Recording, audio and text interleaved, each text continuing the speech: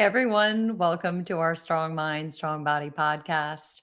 I'm your host, Angie Miller, and today I have a super special featured guest on. His name is Matthew Januszek, actually. He is the owner of Escape Fitness, and he also hosts the Escape Your Limits podcast. It was my honor to be on and share an episode on Escape Your Limits with Matthew. And it is my honor to now have him as a guest. So, our episode today is on the state of the fitness industry from Matthew's perspective. And I think that if I was going to get anyone's perspective on this, he would be the guy because Matthew is not only an entrepreneur and a very successful business owner. To me, he epitomizes innovation and collaboration and reinvention. And today, I just want to kind of deep dive, get some of his secrets that he can share with you. And so, Matthew, I'm going to bring you into the show and just have you introduce yourself. Hey, Angie, thank you very much for that wonderful introduction. I wondered who you was going to bring on then, but it was nice that it was me. Well, so Matthew, we were just talking before the show. You're coming to us from Newport Coast, California, right? I am. I'm kind of behind the setup here. I'm looking out over the beautiful sun and ocean. So I'm very lucky that spring has arrived. At least on the West Coast, that is. Very different to where I was actually brought up because it kind of rained about 360 days days of the year it felt. But yeah, I'm very very pleased to be in the sun. Yeah, you're in one of the most beautiful areas, so I don't think you can complain. So, when I was with you this summer, Matthew, and I actually got to see you in action, meet you at Ideal World, see your family, which, they're such a big part of what you do. I just feel like your story of success is so unique. You're a true entrepreneur that you've really carved out this niche. And I'm wondering if you just want to share a little bit about it for those who don't know about Escape Fitness. Share a little bit about what it is and what you do. We're yeah, okay. It's a long sort of complicated story, but I'll try and pick a few highlights that maybe resonated with me that are probably worth sharing. So I've been interested in fitness since I was about 15 years old. I suppose I got my passion from Arnold Schwarzenegger watching Pumping Iron, and I had a bit of a dream to become Mr. Olympia one day, and so started working out in my parents' garage and pumping plastic weights as a kid, and went on to compete as a junior bodybuilder up until I was about 21. So I think I kind of had this bug, which I guess a lot of people in the fitness industry have. It's not a job. Working out is not something you're ever forced to do. We're probably one of the few groups of people that actually enjoy just working out. When I see friends that even people that sort of start their fitness journey and go into the gym and ask me about what I'm doing, and I tell them how much of a great experience it was just to come back in from running for 45 minutes and now I'm going to hit the weights. They kind of look at me as I'm a little bit strange. So I suppose that's a great gift that I've been given, that I understand. I enjoy doing those types of things,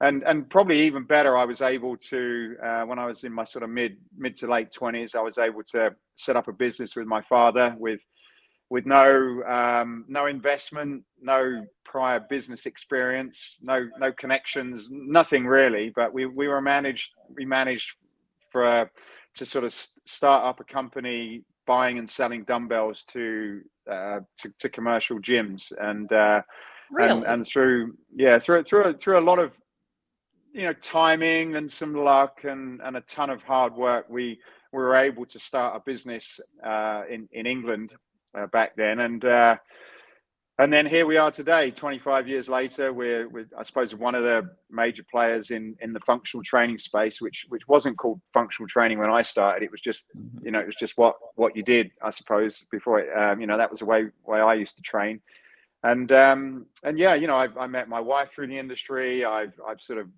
was able to move my family to America because of the fitness industry. I suppose I've been able to have a fantastic life on so many different ways, personally, in terms of my health and everything like that. The fitness industry has just had such an amazing impact on me, many people around me, my family, and so many relationships. So I really, I owe so much to that Pumping Iron movie I watched when I was about 15 years old. Have you ever interviewed Arnold? Well, we as you say, we have a podcast. I've interviewed a lot of people that know him.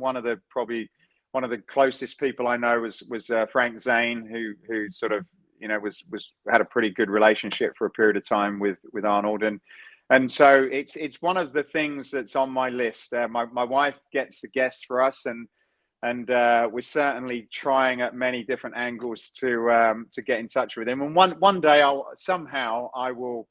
get him onto our podcast. I'm sure of that. So that's my sort of, that's our big goal. Do you know how I think it's going to happen?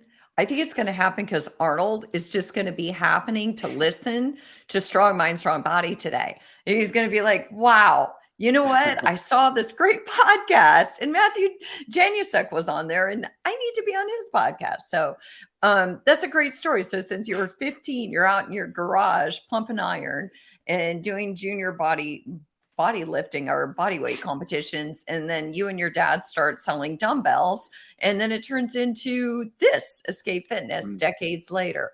And what exactly does Escape Fitness do? Because I know that as far as like design and innovation, I feel like you are pretty much a leader. So just give us the lowdown on Escape Fitness.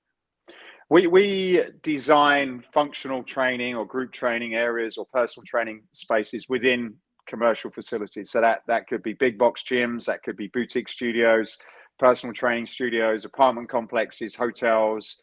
We do a lot of education, corporate wellness. So anyone that is looking to create an engaging training space, we work with those types of clients. I think we're probably in about 52 countries around the world with distributors or selling directly. And our goal for fitness is really to sort of appeal to people that are the opposite of myself, I guess, because myself and many people like me, we could go out into a car park and we could pick up some rocks and get out, start bear crawling on our hands on the tarmac, and we would find a way to have a great workout, and we'd have fun, and we'd just have an awesome time, if we had a few creative people around us. But most people are not like that. So our philosophy from very, very early days is being able to use design, whether that's designing in our equipment or design in terms of the spaces, to find ways to bring people into an area,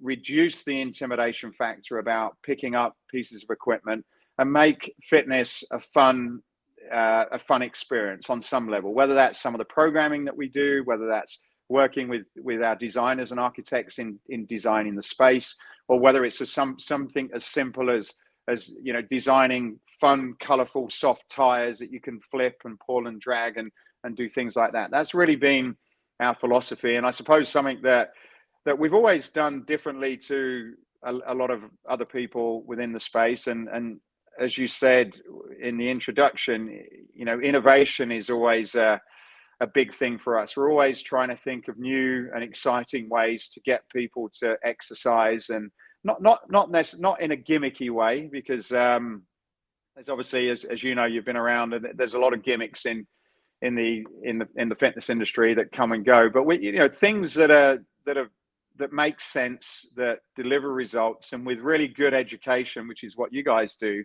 with some great trainers and some great instruction, you can really help people live a much better life. They can move better, they have better energy, they can look better, and if you've got those, they can think better, and if you've got those things going on, then your life changes in so many different ways. And I think my sort of frustration with the industry, and not in a bad way, but in a way where I really want what I call the industry, and that's a separate topic. How do we define the industry? But what I think most of us know as a fitness industry, there's a lot of things that frustrate me about this, and they're things that if we could do better and resolve some of these problems, everybody that are playing within the space and working in the space would be a lot better off. But I do feel that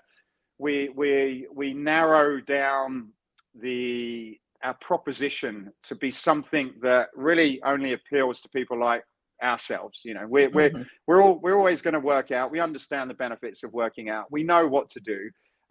We rub shoulders and hang out with people like ourselves, and we believe we live in a bit of a bubble, thinking that is what people want from it. When in fact, as we know, as long as I've been involved in the industry, which is 25 years, we've not really grown we're not really growing the amount of people that are interested. It always seems to float around this sort of 10 to we'll say 12 to 18%. If you look at many countries around the world, they're always in that little sort of percentage of the population working out. And it's not like we're increasing that in a radical way. Now, I know a lot of people could argue with some of the stats and say, well, actually participation is a lot higher. But I think, without going into too much detail, in general, there's still a hell of a lot of people that have no desire to go and work out compared to the people that do. And I suppose that, for me, I think it's a messaging problem that us within the industry kind of give to people who don't exercise and work out. And I think it, in a lot of cases, it frightens people off. It scares people. I think some of the products that are out there are not necessarily delivering upon what they promise, which is why we have such a poor retention rate in general of people sticking to workouts and exercise, gyms and that sort of thing. And I think if we kind of, position ourselves slightly differently, I think we could do a much better job. And a lot of that really, in my mind, comes down to a lot of the people that have probably come through, education like the NSM, because I think my answer to the problem that we have is highly qualified trainers that are actually, speaking to people, assessing people, putting together good programs and doing what good trainers do. I think if there was more people like that delivering that type of product, I think we would be in a much better position. But unfortunately, we've not quite been able to crack that code yet. Right. Well, the thing is, a few things came to my mind when you were talking, and I was thinking brilliant, brilliant, brilliant the whole time. And one of them is, you started out by explaining that escape fitness is about designing spaces. And what came to my mind was, isn't there like a TV show about designing spaces? And I thought, isn't that the truth? Because every hotel, every resort, every establishment that you go into, there is a science behind how they design that space. Then it's meant to build collaboration and connectivity and make people want to have conversations and hang out. And that has everything to do with it. And to your point, when you're building a fitness space, you want it to be a fitness space that is non-threatening, non-intimidating, that is inviting, that makes people want to come in and be a part of that space. And, in the smallest example, I teach fitness classes. It's kind of my happy place that I go a few times a week. And a local gym had just redesigned their whole space.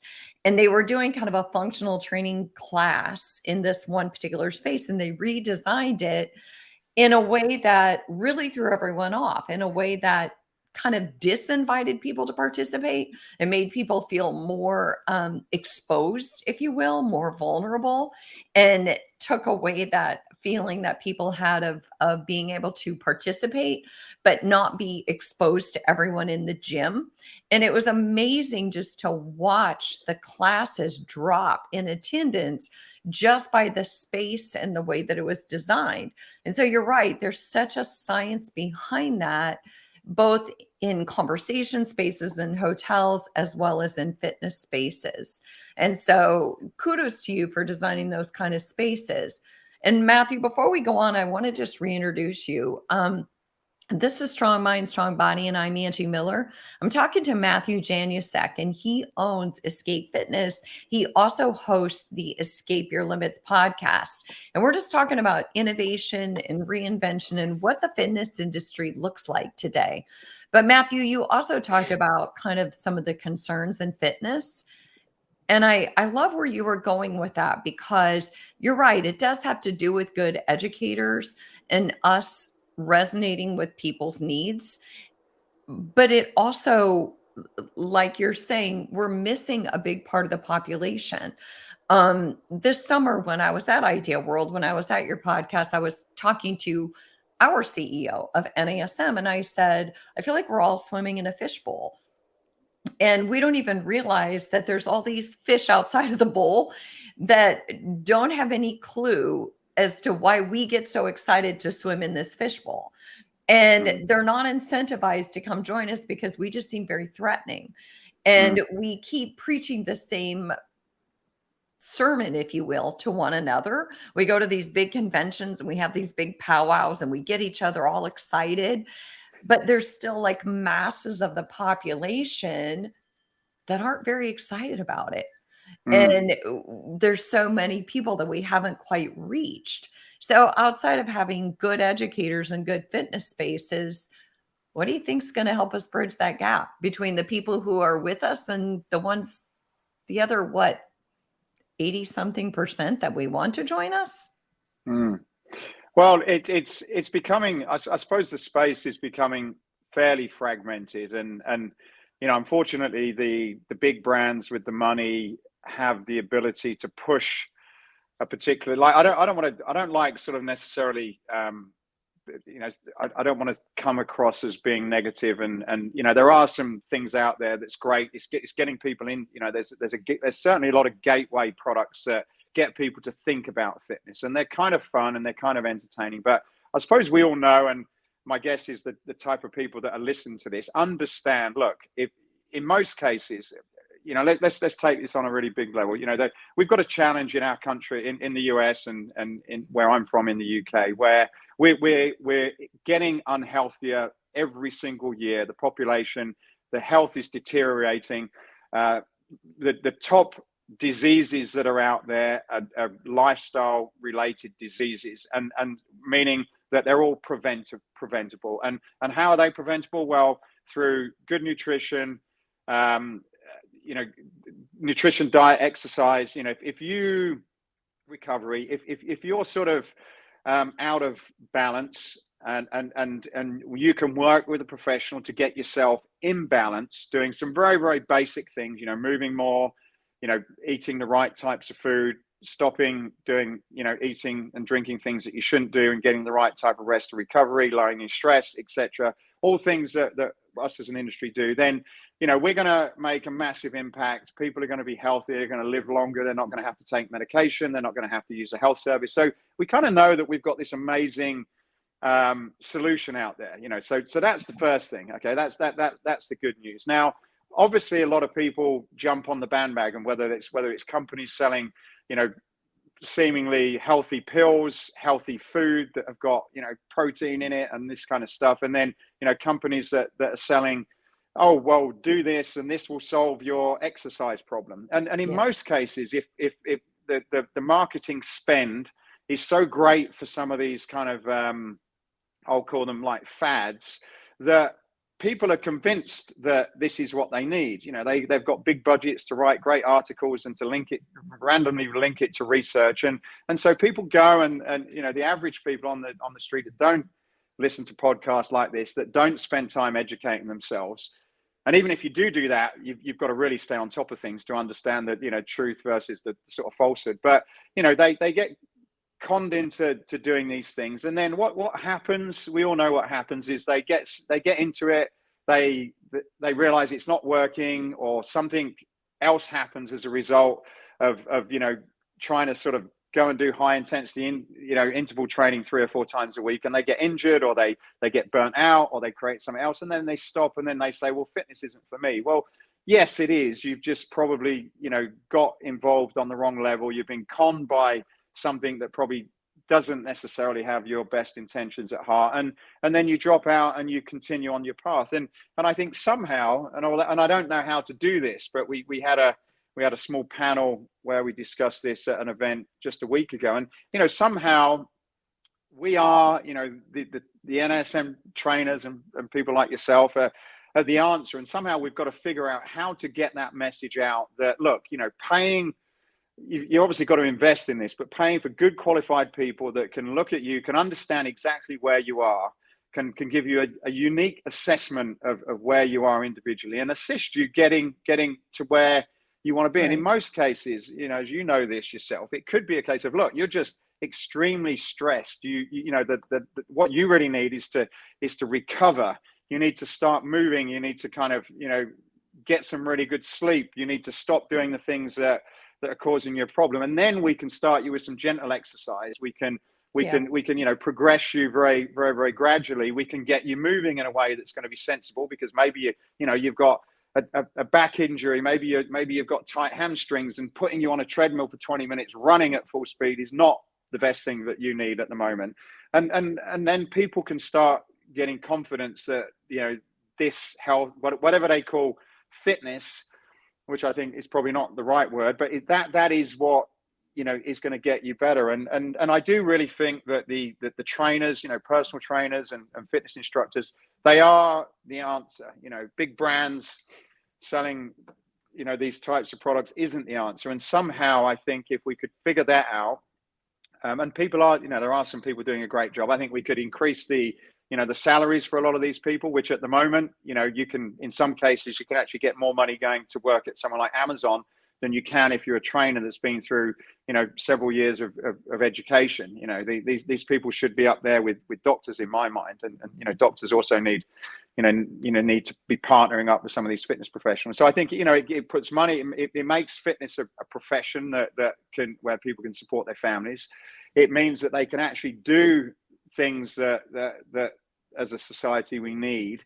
But I just think we need to kind of reposition, how we market and communicate what it is that we offer, because I think the consumer, the average man and the woman on the street, my mum doesn't really understand that, and as a result, they're not, coming on board as quickly as we would like them to, I think.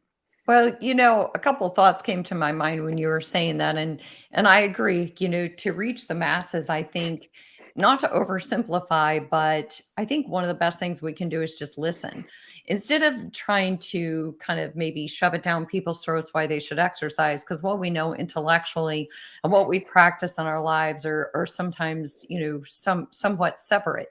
And I think that one of the best ways that I found to inspire people to exercise is in the most unique places. Just when I run across people and they ask me what I do, and then I start to ask them about their lives, and then I listen and I hear what their needs are and I hear what their perceived obstacles are.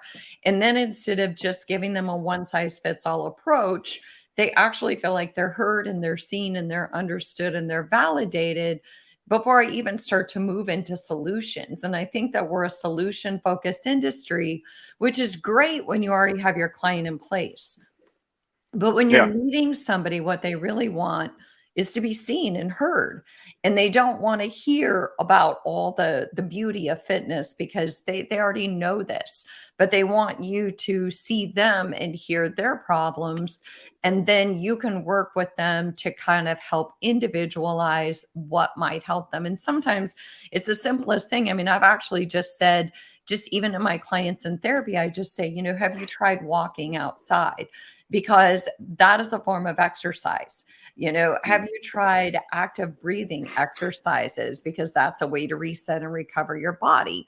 So I think that we can just give people permission to not love fitness the way that we do, but to find other avenues that will build their health and wellness that are not so intimidating and threatening, and give them permission to take it one step at a time. But, one of the things Just on that, Angie, I think, we're also very focused on, the sort of activity. And as you say, it's very personal. Some people like to do certain things, some people don't. We've all got our own kind of thing. But I've for 5 years now, I've interviewed hundreds of professionals like you have, and this is an important thing. Without question, I've never ever met anybody that's at a high level in their career. And like I say, I've been fortunate to meet some extremely successful people in this industry. And everybody says it starts here. It starts in the mind, the brain, whatever you want to call it. It starts up above your shoulders. None of it is below your shoulders. None of the solutions to anybody's health happens below their shoulders. And so the thing that means that it's quite difficult. It's like, well, how do you work on that thing first? Because if you don't get that engaged, you can forget them sticking to a program. How do you do that in a successful way? And I really do feel that group exercise is a great way to do it. Because you are able to create these communities, and there's some people doing some fantastic stuff on a community perspective online. But when you think about it, is they're definitely, they're not just working on the body. The exercises are almost secondary. What they're doing is they're creating community. They're creating, people are now accountable to each other. There's an element of motivation. There's an element of sort of sharing similar experiences with each other. So they're working predominantly above the shoulders. Any of these people that have figured out that the kind of online side, that's really what they're doing. And if you look at any successful, whether it be like a Zumba or a CrossFit or anything like that, putting the exercise part aside, depending on whether you feel that's the right thing for them to do, it's all very much community and sort of helping people in their minds before the body. And I think a lot of these kind of fitness solutions out there seem to skip that part, and then we're not surprised why they come and they join a program for 3 or 4 months and then they drop out because they say they're not getting the results. I think that's something that we need to be aware of. And I don't want to come across as though, oh well, that was an interesting interview, Matthew kind of really slagged off the industry, when it's it's 100% of what we do as a business. I think we're a great industry, but I think if we're better, our company will be better, people will be better, everyone will be better if we can just, to use your word, innovate and reinvent ourselves. We're all gonna, rising tide raise all ships, and so I think that's why I'm saying what I'm saying is, like, let's challenge ourselves. We've got to be better in some way. Well, and I think when you and I had that interview, that's what we really talked about, is bridging the emotional side of our well-being with the physical side of our well-being. And honestly, if I've found a niche, it's been bridging fitness and mental health, and saying, it's pretty hard to motivate somebody who's depressed to get up and move. And I think it's hard to be physically healthy if you're not emotionally healthy, and it's hard to be emotionally healthy if you're not physically healthy. But it's something that we have to listen to people. We have to hear their needs. We have to help them solve their problems. But I think emotional intelligence and communication and empathy are key. I have to be able to listen to people. I have to be able to empathize with their plight, whether I agree with it or not.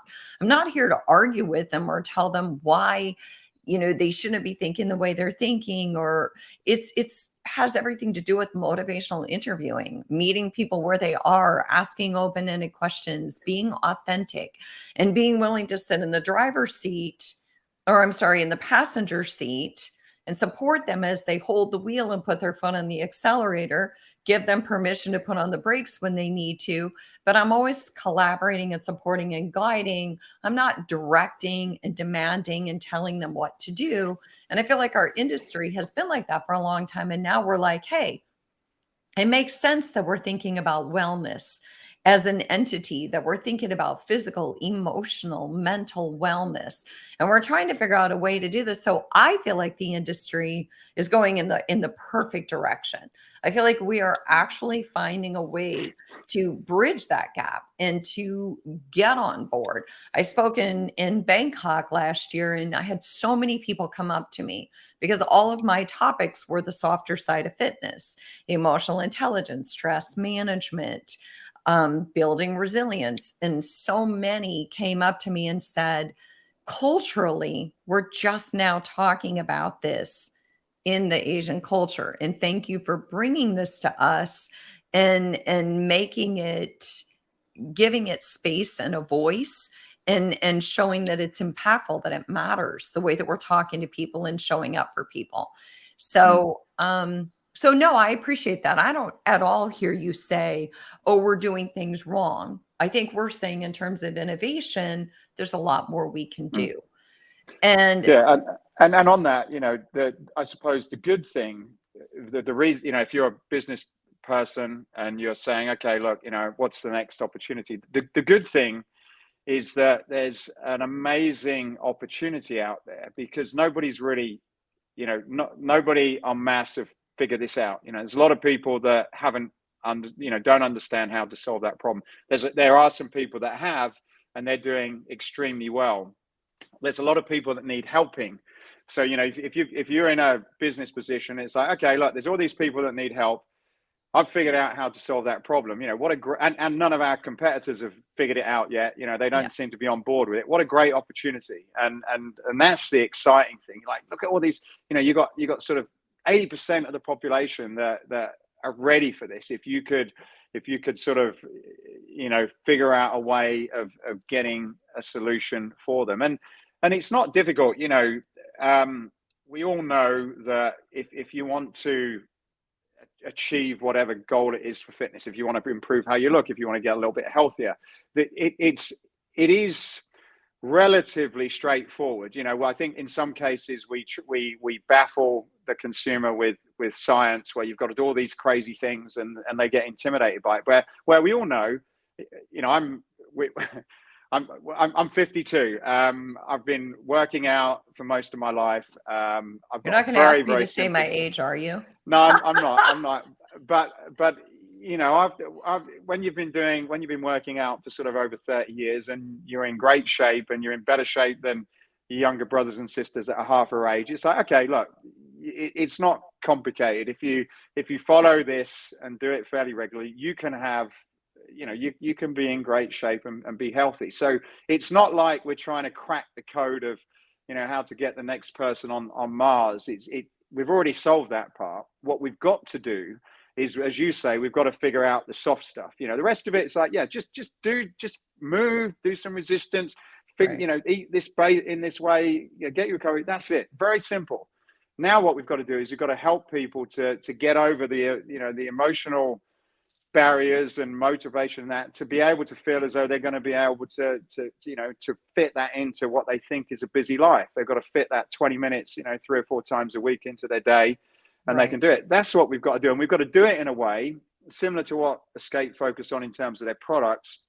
We want to make it fun and exciting and sexy, and when you come in, it's an experience. You escape from your everyday life. We've got to make it, in terms of that physical experience with a trainer, we've got to take people into a different world, metaphorically speaking. We've got to help them, sort of, even though their problems are still going to be there when they leave, we've got to figure out a way of leaving them from that session or whatever, feeling empowered, ready to take on the world, ready to make some of those changes that's going to help them deal with whatever life is throwing at them. We've got to tell that story in a great way, and it's got to be fun, engaging. It's got to be non-intimidating, and it's got to be something that they look forward to do. Like you and I look forward to a great workout, Right. because we have a different perception about what that means. I tell my clients, I call it parking your thoughts. I teach my clients to park your thoughts, because if you park your thoughts at the door, it's true that that stress, if you're going through relationship discord or you lost your job, it's still going to be there when you leave the gym. But if you just can envision yourself leaving it out in the car, walking through the door, when you come back to the car at the end, yeah, the problem's still going to be there, but you're going to have a different lens. You're going to have a lot more clarity and a lot more ability to manage whatever it is that's coming your way. And I do think you also kind of talked a little bit about possibility. And I do see it that way. I tell my clients all the time in fitness and in mental health, when your life just goes to, you know what, we all want to crumble and say, I don't even know where to begin. But at the end of the day, the further down we go, the more possibility there is on how we get back up. And so it is possibility. There's so much possibility in fitness and health and wellness right now. There's so much potential for us to reach people differently, to hear their stories, and to honor our unique individual differences, which is kind of anticlimactic to a society that we are right now. Yes, we can provide solutions, but first we need to listen to hear what solutions we need to provide. So step back from being the director and the the know-it-all, and become the I want to learn about you. But Matthew, I have a question for you, and I do want to reintroduce you real quick. I'm talking to Matthew Januszek, and he is the owner of Escape Fitness, and he also hosts Escape Your Limits. And I'm Angie Miller. And we are just talking about the state of the fitness industry and ways that we can do better and be better. And one of the things that I have to ask you, you've had so many amazing guests on your podcast. I know recently, I think it was Paul Chek talked about psychedelics. And I was super jealous because I was like, oh, I totally want to talk about that. And so you're going to have to hook me up. But what's one of the what was some psychedelics or Paul Chek? Yeah. Was it Paul Chek? It was, yes. Yeah. Okay. When you said go on. Oh yeah, no, you can. Okay, yeah, I see where you're going with that. We'll talk later. No, okay. So, so just I don't know if you can, but what's been one of your most interesting, enlightening episodes that you've had, where you've walked away and it's like, wow, my mind is blown right now. Besides the interview you did with me. Yeah. It's as you know, I'm sure you've been asked a similar question yourself. It's very difficult because the way I go into my interviews is one is we pick people that we want to talk to for a reason. We hunt guests, and although we have people that want to be on it, there has to be a mutual fit, and there has to be a sort of, I go into these trying to solve problems for myself and for my business and for people that listen to us. So I kind of go into it with there is a purpose. It's like, okay, how do we get to the bottom of something? How do we, kind of end up in a better position than what we was where we started? How do we elevate our level of awareness? And so they're all, I suppose, in some ways, I leave them and I learn a lot from many people I speak to. But I suppose you mentioned Paul Chek, and I'd recommend any of your listeners checking Paul out, only because he's very much into the health and wellness sector. He's an educator, and I suppose from a fitness industry perspective, he really shifted my perspective on like where we're going. And I know a lot of people look at Paul Chek. I used to go and do his sort of gym ball workouts like 20 years ago when he used to do the conventions, and so he's very different to what he was where he was teaching exercise about gym balls, or he's very different in terms of the message that he puts out there, and he is a little bit controversial, and whether you agree with him or not agree with him, his principles are really sound, and I just love the way he talks about sort of holistic health, and I love his message and the way he looks at things, because I think it's actually it's a great philosophy for us all to be aware of. And I'm a little bit out of touch with a lot of the teachings of NASM, and I'm sure they also share that sort of innovative approach in terms of how we should view education. I just don't know as much about it as I do from Paul's teaching, but I do think that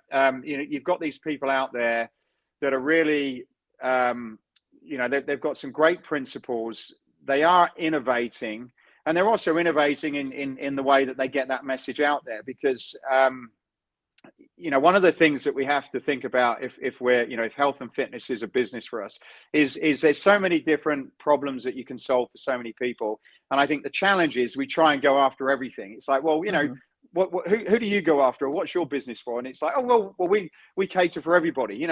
We do mums, we do dads, we do business people, we do they do everything, and it's very difficult to be good at everything. Jack of all trades, master as none, as they say. And I think what I've learned is to really sort of spend some time figuring out what your passion is. What is a subject that you really want to go deep into?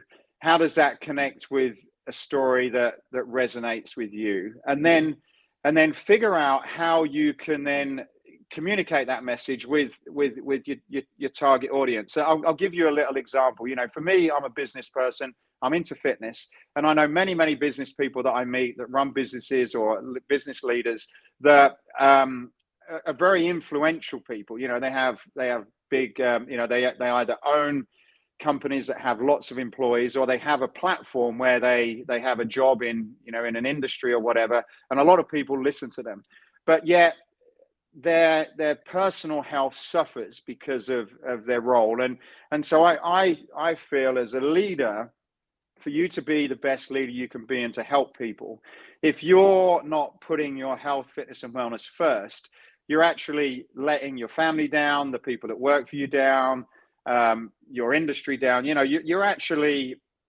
sort of, without realizing, you're compromising your own performance, and you're affecting thousands or hundreds of thousands of people. And so I understand that message. I can resonate with it. And for me, it's like, well, how can I help, friends and colleagues that are like me to be able to put fitness first, so they can be a better version of themselves and they can help more people.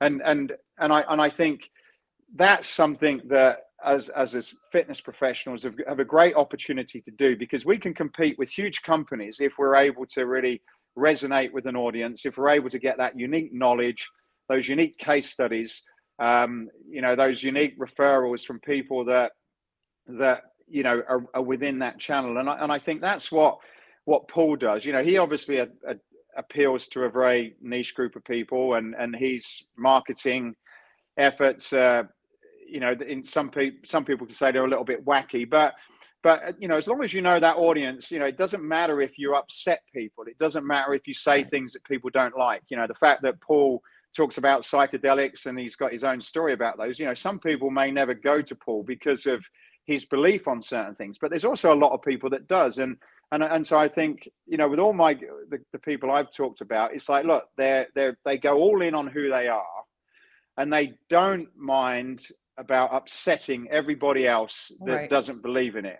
And because of that, it makes them, they get these really committed people that follow them, and they create these great businesses around a particular niche that make it very, very difficult for somebody who sort of does a little bit of what Paul does and does a little bit of what someone else does. They're never going to be as good as what he is in that sector, because he's best in class and he owns it. And I think that's a great lesson for me, is to figure out, well, who is it you want to be? What are you going to focus and specialize on? And almost like forget about the fact that you're going to upset a lot of other people, because that they're probably not your audience anyway. I don't know if I've answered your question. I've gone off track a little bit. But. No, I think that you answered my question, then you gave me a bonus. And I love bonuses. And so, because I think you answered my question, you did find the psychedelic episode very enlightening. But I think also what you're saying is what we all know, and that is find your audience by focusing on what you're good at and what resonates with you. I did a whole monologue on listening and why listening is a pivotal part of sales. And it's because, and I talked in there about how I don't want to sell to everybody. I want to sell to people who resonate with my mission. And in the process of listening, I'm going to find out if that's somebody who I actually align with, because if I don't, I'm going to refer them out. I'm not here to sell to everyone. And so that is why, to your point, we can compete with big brands if we know who we are and we stay true to that. And we don't try to target everybody. We just try to target the people that we resonate with. So, Matthew, I feel like this has been an amazing interview. I've really appreciated your perspective on innovation and your perspective on where we can grow as an industry. And again, that's possibility and potential. And so I think that there's some good sound bites and nuggets to come out of this. I hope that we all sit back and go, okay, how can we do our part to help the industry grow? How can we do our part to reach just one more person today? So, Matthew, thanks again for joining us. And thanks for kind of introducing us to Escape Your Limits. And I love your podcast. I hope people go in and take a listen. And thanks for joining us. Is there any last thought you want to share before we go? Any last thought, Cheryl? I think as I said, like I believe, I think it's a fantastic industry. I feel very passionate about, people coming in and trainers coming into the space. And I think over the last few years, it's probably, for some people, it's probably been a tough, tough space where you kind of, you almost think like, is this really a great industry for me to stay in? Can I support my family? And, am I better off going to do something else? And I suppose if anybody listened to it is in that position thinking, damn, I can't make ends meet. I suppose I would just like to say to that person, and even if it's just one person that picks this up, is to say, yeah, there is. You've got to spend that time to, get out of that mental box, look outside, because there are a lot of great opportunities. And in most cases, in order to sort of get to that next level, it's a little bit of soul searching, because what you've probably got to do is you've got to become something slightly different to what you are. And in most cases, from what I've learned, it comes from, raising the level of knowledge and education that you've got in combination of testing that, relearning, adjusting, testing, adjusting, and eventually through persistence, you'll get that breakthrough, and you'll be on the next level. But I definitely encourage to stick with it, because there's going to be some great opportunities ahead. That's for sure. I think so too. And I think that's where the innovation comes in. I think that we're moving into a whole new space, and it involves the mind as much as the body, not just saying mind and body, but authentically embracing that concept of emotional and mental health, as well as physical well-being, and bridging that gap. So thank you, Matthew Januszek, for being on. Thanks to all of you for listening to our Strong Mind, Strong Body podcast. We'll see you next time.